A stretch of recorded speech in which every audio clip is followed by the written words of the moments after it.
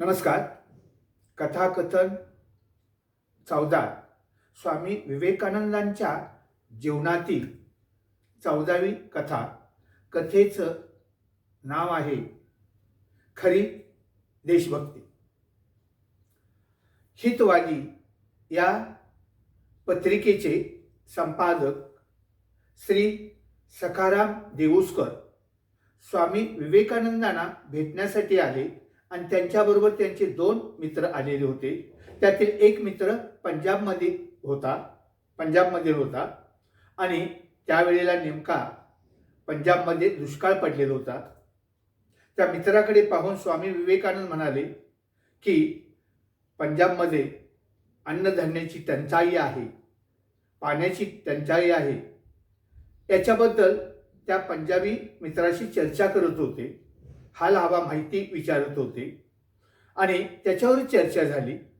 आणि शेवटी निरोप घेताना तो पंजाबी मित्र स्वामी विवेकानंदांना म्हणाला की मला वाटत होतं तुम्ही वेदांबद्दल काहीतरी बोलाल, अध्यात्माबद्दल काहीतरी बोलाल आणि तुम्ही तर फक्त भौतिक गोष्टीबद्दलच बोलत आहात.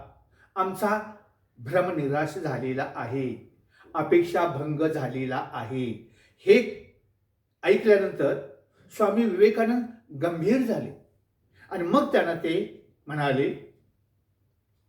की जोपर्यंत आमच्या भारतातील एखादं कुत्रेही उपाशी असेल तर त्याला अन्न देणं हाच आमचा खरा धर्म आहे. हाच आमचा खरा धर्म आहे.